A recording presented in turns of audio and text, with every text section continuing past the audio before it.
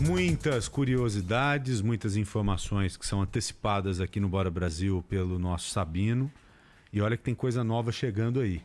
Eu digo muitas e é verdade mesmo, viu? Porque quase tudo que ele antecipa aqui acaba se confirmando.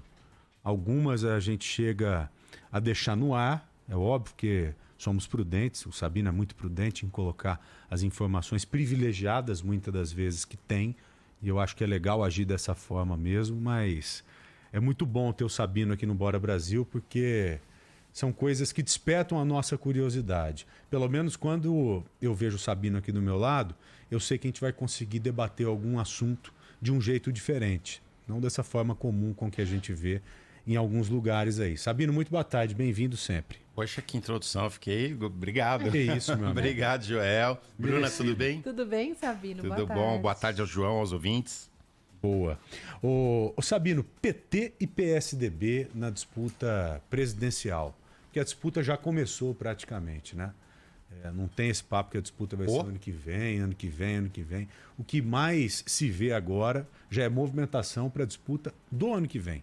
Isso é preocupante, eu me preocupo muito com isso, porque acho que esse pessoal tem se esquecido um pouco do presente, sabe? Nós temos ainda um longo caminho até a disputa presidencial. Você tem que se mexer, tem que se preparar, mas sem se esquecer dos problemas que temos hoje, porque muitos dos envolvidos têm a caneta na mão, quase todos aí têm a caneta na mão, e essas canetas são pesadas e elas têm que assinar muitas coisas de interesse do povo, né?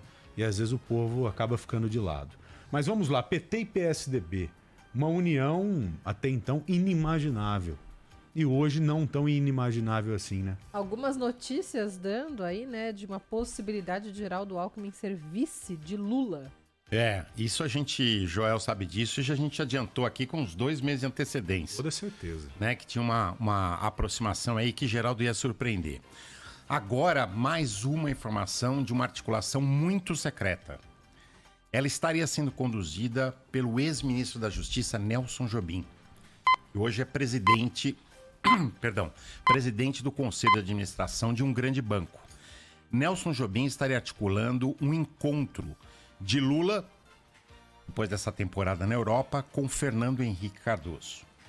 E na pauta, não só esse apoio a ter Geraldo Alckmin como vice na chapa de Lula, mas também uma suposta sinalização de uma aproximação maior do PSDB raiz, vamos chamar assim, porque os cabeças brancas do PSDB hoje falam em PSDB raiz e PSDB Nutella. Do PSDB raiz na candidatura a Lula. A verdade é que esse assunto sempre esteve na pauta e na cabeça e nos pensamentos de Fernando Henrique. Fernando Henrique, historicamente, sempre deu declarações de que a centro-esquerda deveria se unir contra qualquer retrocesso na nossa democracia. E a intenção que eles têm na cabeça, como eles definem, é formar uma frente ampla contra o presidente Jair Bolsonaro, né? Então, essa aproximação estaria cada vez mais sendo articulada. Essa aproximação, de alguma forma, a gente precisa entender, não é de todo ruim para o PSDB, nacional para o PSDB, esse PSDB mais raiz. O presidente do PSDB, por exemplo, o deputado Bruno Araújo, em entrevista aqui ao Jornal Gente, falava claramente numa possibilidade, ele não descarta a possibilidade de o candidato que vencer as prévias do PSDB ser vice de alguém e não ser o candidato, não encabeçar uma chapa. Então vocês veem que esses argumentos começam a casar. Mas essas negociações estão sendo tratadas com silêncio absoluto. Nenhum dos personagens envolvidos fala sobre isso. O que a gente só tem que analisar aqui é o seguinte: interessa para o Lula essa aproximação com Geraldo Alckmin? Muito para o Lula. Seria muito inteligente da parte de Lula trazer o eleitor mais conservador de Geraldo Alckmin, o eleitor que está mais ao centro, até à centro-direita. E que tem medo de votar no PT. E que tem medo de votar no PT, tem aquela rejeição ao PT que é grande ainda. Enorme. Né? Principalmente em São Paulo. Uhum. E, por outro lado, a pergunta é, isso interessa para Geraldo Alckmin? Eu não sei. a gente teria que entender um pouquinho melhor isso com pesquisa, com números. Será que o eleitor de Geraldo Alckmin realmente vota no PT? Será que ele apoia uma candidatura Lula? É uma pergunta que fica. De qualquer forma, mesmo que isso não se concretize, vamos lembrar que isso pode ser um argumento de campanha lá na frente do PT. Não, tentamos uma aproximação com o centro, o PT mudou, né? Estamos abertos ao diálogo, até Já é com o um PSDB. aval, né? Já é um aval. Então, mais uma vez, Lula dá aula de política, né? Pode-se ter qualquer coisa contra o Lula, pode não se gostar dele, é um personagem polêmico, mas que ele faz movimentações ali... Ele é um bom articulador. Né? Articuladas, inteligentes, quer dizer, tem uma visão política, isso é indubitável. Agora vai pesar muito pro Alckmin o fato dele ser primeiro nas pesquisas aqui em São Paulo, para governo, né? E ele vai ter que se decidir. Pô, eu vou correr risco como vice de um candidato à presidência, sendo que eu posso ser governador do estado de São Paulo. E a chance dele ser governador é grande mesmo, é real, né? É grande, é real, e você me dá gancho exatamente para a segunda fala que eu tinha preparado aqui para hoje, que é a repercussão disso em São Paulo. O que significa Geraldo Alckmin sair da corrida ao governo de São Paulo, em que, como você disse, ele é o favorito segundo as pesquisas? Olha o jogo de xadrez, ó. Primeiro, Fernando Haddad, candidato PT. Como o segundo colocado nas pesquisas, ele assumiria a liderança, quer dizer, garantiria de alguma forma um lugar no segundo turno, e ele ganharia os votos desse eleitor de Geraldo Alckmin? Acho pouco provável, mas essa é uma hipótese que está colocada à mesa. Segundo, Márcio França, que hoje se coloca claramente, abertamente, como um aliado de Geraldo Alckmin e como quase certo o vice de Geraldo Alckmin se Alckmin for candidato a governador. Márcio França passaria a encabeçar a chapa, passaria a ser ele o candidato a governador. E bem nas pesquisas, bem colocado nas pesquisas. Ele pode arrastar mais voto do que o Haddad, não? Com chance, porque ele fala com mais esse eleitor do centro também. Lembrando que quase ele ganhou a eleição de João Dória. Isso. Quase, foi apertada a eleição de João Dória. Eu digo que ele pode, me desculpe, Sabino, eu digo que ele pode arrastar mais votos do que o Haddad, votos do próprio Alckmin. Pois é, tem condições de arrastar esse voto, sim. Seria mais lógico.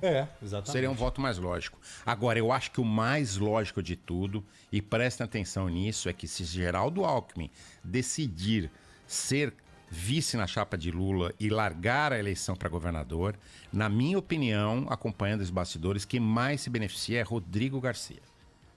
O eleitor de Geraldo Alckmin teria uma identidade imediata com o candidato Rodrigo Garcia, que tem um perfil até parecido com o de Geraldo Alckmin. Esqueçam que ele é vice de João Dória, que é outro perfil.